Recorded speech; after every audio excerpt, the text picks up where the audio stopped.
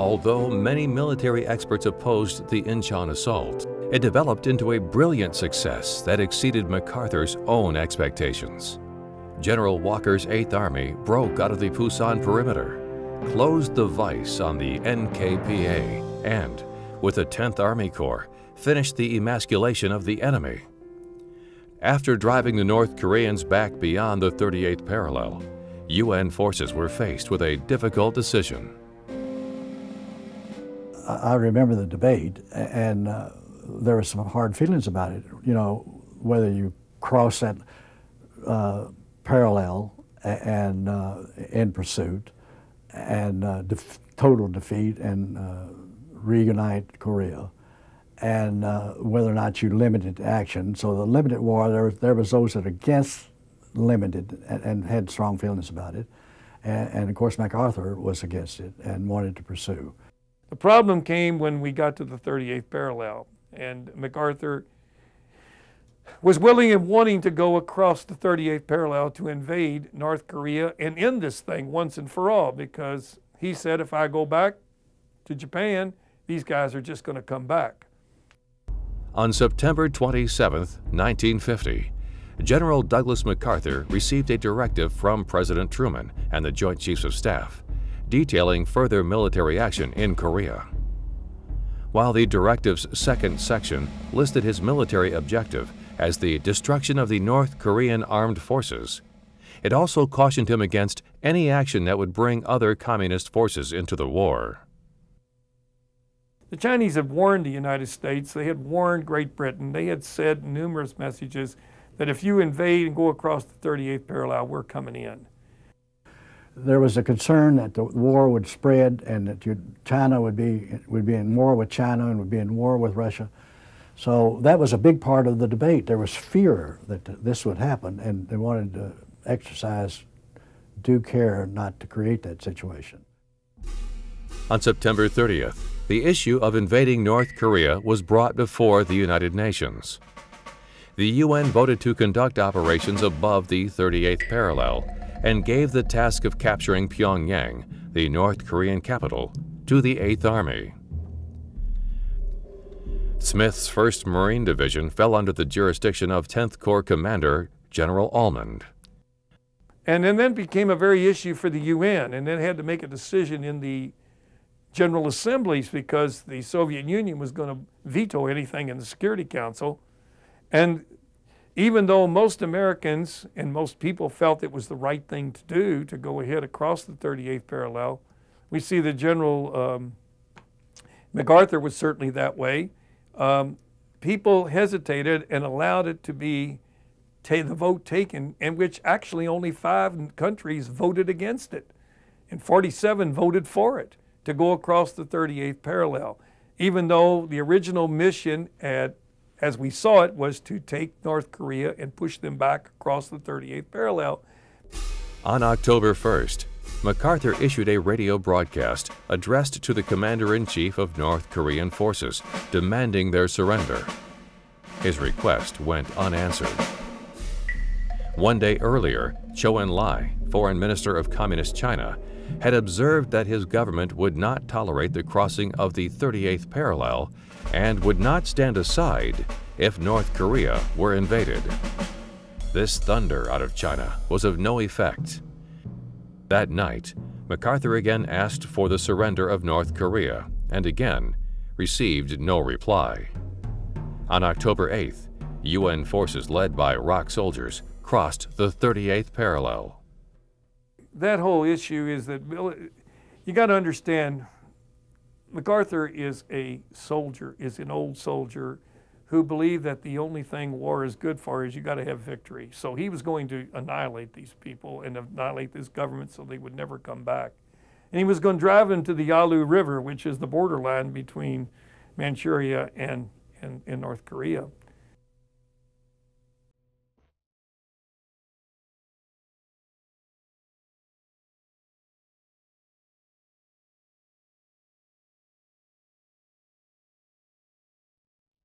The placement of General Smith's Marines under the command of General Almond immediately resulted in a dispute. The port of Wonsan was perhaps the best on Korea's eastern coast.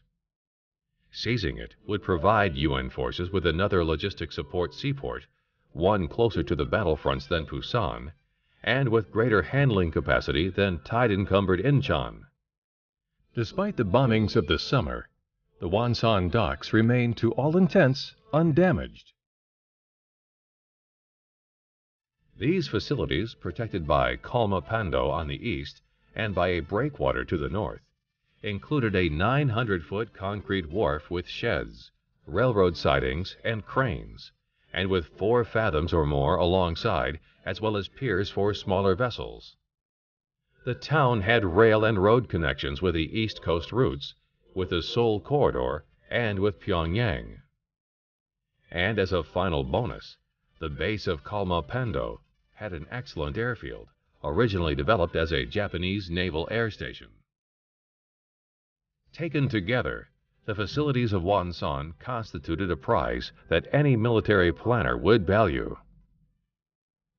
Almond wanted Smith to launch an amphibious assault on Wonsan, located on the east coast. Smith thought that was a waste of time. He believed that he could get to Wonsan faster by hiking overland. Smith lost the argument because Almond insisted that an amphibious landing would be cheaper. On October 12th, the 1st Marine Division sailed to Wonsan.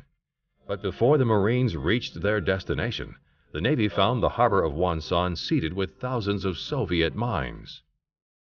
Since they were first introduced in the 19th century, mines had been considered a great equalizer in naval warfare.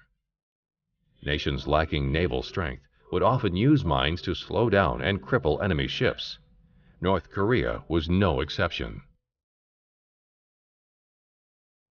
Making matters worse, the United States had largely dismantled their mine-sweeping forces after World War II, and only one sweeper remained fully operational in Korea. On October 10th, UN minesweepers arrived in Wonsan. With the landing scheduled for October 20th, they only had 10 days to complete their work.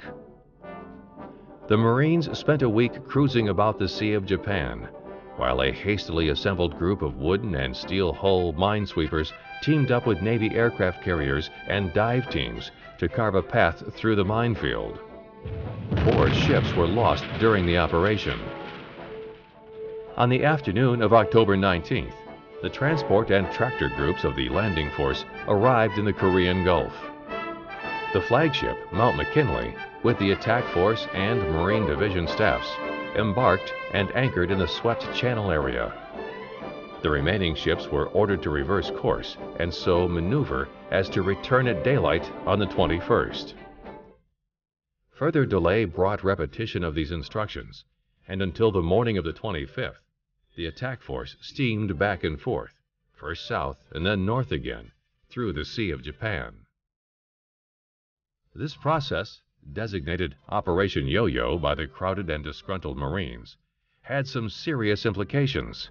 Food threatened to run short. Ideal conditions were presented for the spread of epidemic disease. Only a few days earlier, dysentery had hit the crews of 2 cruisers of the Formosa Patrol. During Yo-Yo, it broke out in epidemic form on the MSTS transport Marine Phoenix, afflicting 700 of the 2,000 embarked troops and a like proportion of the crew. But terms in purgatory are by definition limited, and Yo-Yo, in due time, came to an end.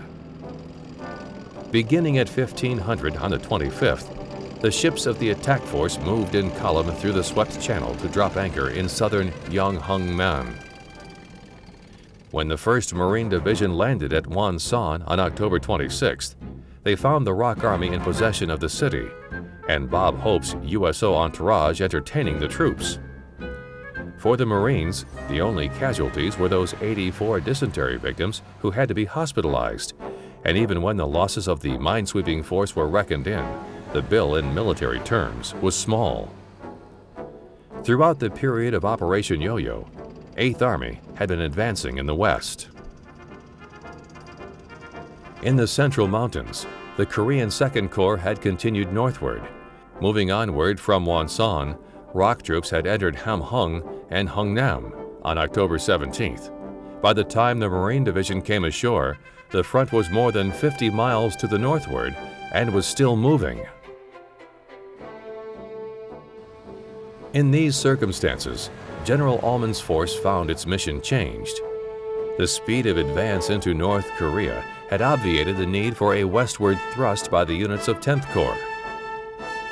The UN resolution of early October had shifted the emphasis of the campaign from the destruction of the enemy army to the pacification of North Korea.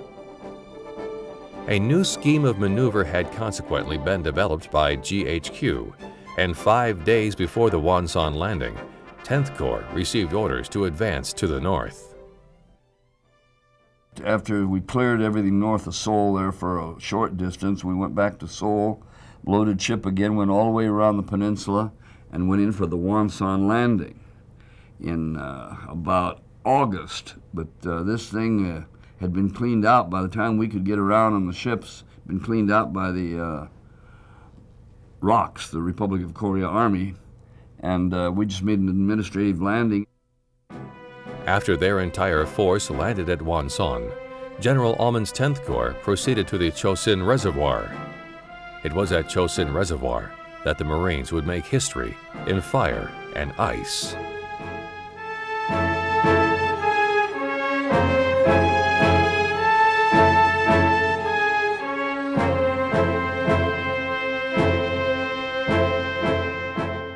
While the 1st Marines were preparing to land at Wonsan, UN forces under General Walker were rapidly advancing on North Korea's capital at Pyongyang.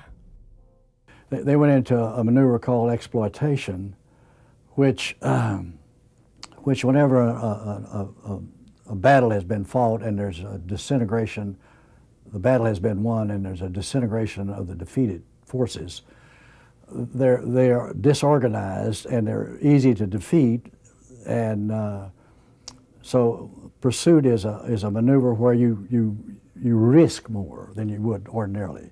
So you're not organized, tucked in, so to speak, so that you can get in trouble in a pursuit. And in this case, they were pursuing on a wide separation between major forces. You had the 10th Corps on the east flank, and it wasn't under the 8th Army commander, General Walker, and you had the 8th Army on the west side, and both of them were in pursuit. By October 15th, several elements of the UN forces under General Walker were within 30 miles of Pyongyang.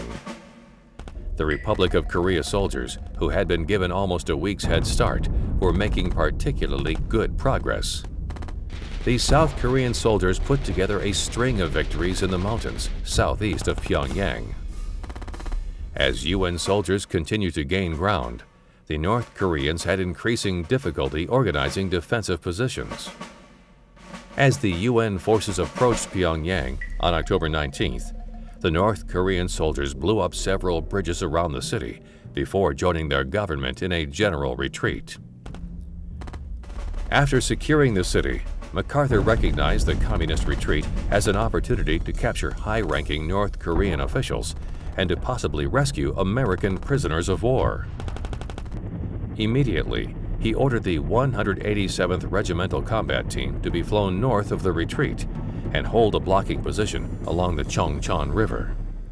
Flowing inland from the Yellow Sea, the Chongchon River provided the last natural obstacle before Manchuria's border. If the retreating North Koreans managed to cross it, they would have a clear path to China. On the morning of October 20th, the 187th Combat Team landed successfully and quickly set up their defensive lines. With the blockers in place, UN forces under General Walker surged toward the Chongchon River. In a few days' fighting, the North Korean rearguard was decimated, caught between Walker's men and the 187th. However, the North Korean government had left earlier than UN forces anticipated and made it safely across the Yalu River. Making matters worse, only a few UN prisoners were rescued because of the battle. As the North Koreans retreated, they left a string of graves behind them. On October 21st, UN soldiers discovered a mass grave near Sunshan City. In it, they discovered the bodies of nearly 100 American prisoners.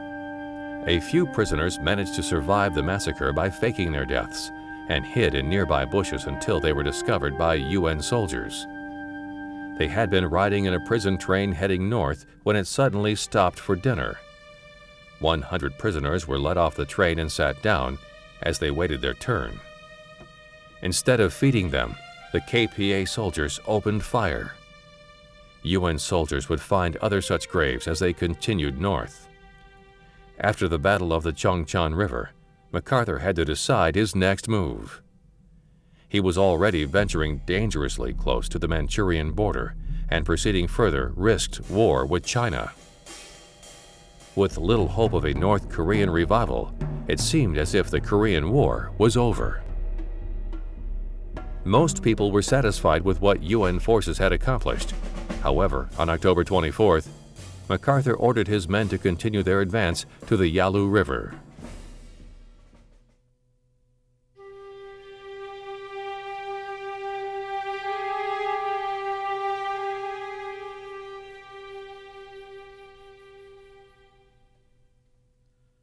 On Monday, October 9, 1950, the President dispatched a message to General of the Army Douglas MacArthur, USA, informing him that he urgently desired to meet with him on either Saturday, October 14th, or Monday, October 16th.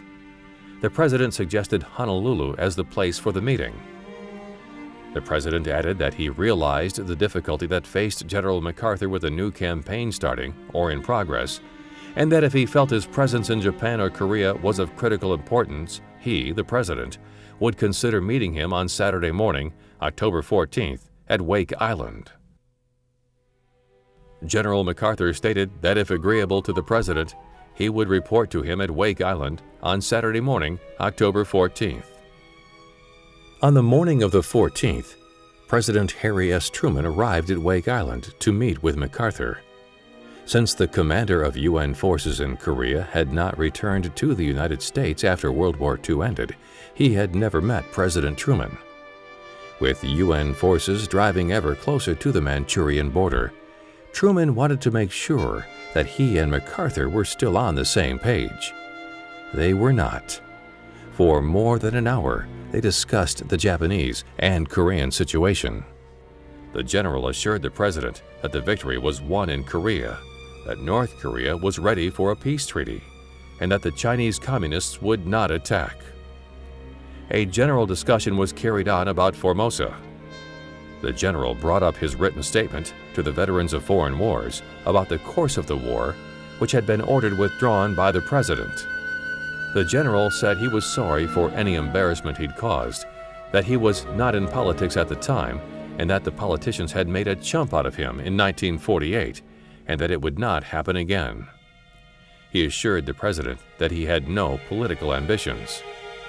He again said the Chinese commies would not attack, that we had won the war, and that we could send a division to Europe from Korea in January 1951. MacArthur was independent. He liked to be independent. He didn't want to have, even though he knew the military protocol and who he reported to, he was still independent. The meeting lasted for just over an hour, as the two leaders discussed the possibility of China entering the war. MacArthur, as far as I was concerned, was insubordinate at that meeting. In a way, he conducted himself as if he was the commander. MacArthur's attitude toward this when they told him was, the Chinese were lousy fighters in World War II. They're weak. There's nothing strong about them. I don't fear them. Like their commander, UN forces driving toward the Yalu River thought the war was nearly over. As the Marines were landing at Wonsan on October 26th, Republic of Korea soldiers reached the Yalu River. As with much of their advance since crossing into North Korea, the South Korean soldiers were far ahead of their UN counterparts. When the 6th Rock Division arrived at the Yalu River on October 26th, there were no other soldiers within 30 miles of their position, or so they thought. Out of sight, thousands of Chinese soldiers lay waiting on the river's opposite bank. Well, as it turned out, they'd infiltrated 2 army groups across the Yalu River down into the peninsula and were waiting for that pursuit that was coming. As Chinese soldiers came across the Yalu River and attacked the 6th Rock Division, they took UN forces by complete surprise. It soon became evident that MacArthur had underestimated the resolve of the Chinese communists. 300,000 Chinese troops had crossed the border into North Korea, with another 400,000 on the way. He also miscalculated that even if they would come in, even when they did come in, he thought there were only 60,000 of them. Turned out there was 120,000. He really miscalculated on the number of troops that were there. The 6th Rock Division, which had been instrumental in the UN's drive through North Korea, was annihilated in a matter of hours. The Chinese soldiers then continued south and confronted General Walker's 8th Infantry Division. They hit the 8th Army pretty hard and captured some troops. And then the 2nd Division got in real serious trouble, running the gauntlet, a Corps-sized ambush in a valley between 2 mountains. That was a long distance to get through, and that division lost command control at all levels. So just a group of people walking through that valley, being shot at from both sides, and suffering severe casualties. I think around 4,000 casualties, enough to make the division non-combat effective. So they had to withdraw the division and refit it and fill it with replacements. The Chinese had proven that they were not a force to be taken lightly. UN forces pulled back to the Chongchan River and quickly formed a defensive position. The imminent attack, however, did not come. Just as quickly as they had appeared, the Chinese returned to the countryside. Meanwhile, at Wonsan, the Marines were preparing to begin their advance to the Chosin Reservoir. And then the Marines are over with the 10th Corps over on the east side of the peninsula and up at a place called reservoir called Chosin. They were hit by a corps, by the Chinese army. And if they hadn't exercised a great deal of skill, they would have been wiped out. The Marines who fought at Chosin Reservoir would etch their names in Marine Corps lore.